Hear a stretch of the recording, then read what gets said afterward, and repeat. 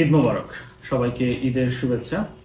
যারা সারা মাস রোজা থেকেছেন তাদেরকে অভিনন্দন জানাচ্ছি। আজকে সেই আনন্দের দিন, কিন্তু এই আনন্দের দিনে আমরা যাতে সুস্থ থাকতে পারি সেজন্য কিছু নিয়ম ফলো করা প্রয়োজন। যেহেতু আপনার শরীর প্রায় 30 দিন কোনো ধরনের দিনের বেলা খাবার খাওয়া হয়নি বা ভারী খাবার খুব অল্প খেয়েছেন, যদি মেনে চলে থাকেন তাহলে আপনি চিনি থেকেও দূরে ছিলেন।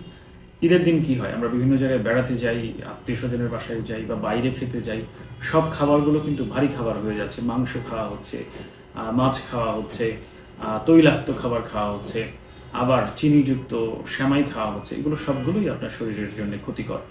আরো বেশি ক্ষতিকর এখন, যেহেতু আপনার শরীর ডিটক্সের মধ্য দিয়ে গেছে। এখন হঠাৎ করে যখন আপনি আবার পরিবর্তনের মধ্যে চলে আসছেন, একদিন দুদিনের মধ্যে বডি এটা নিতে পারছে না।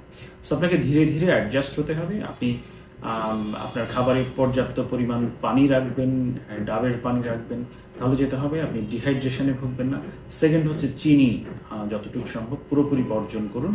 আপনি গুড় খান এবং ভারী খাবারের পরিমাণ আমরা যাতে কমিয়ে দিই, একটা নির্দিষ্ট পরিমাণ খাই, দিনে একবার বা দুবার খাচ্ছি, কিন্তু সব জায়গায় গিয়ে ভরপেট যদি খেতে থাকেন তাহলে আপনি কিন্তু অসুস্থ হয়ে যাবেন।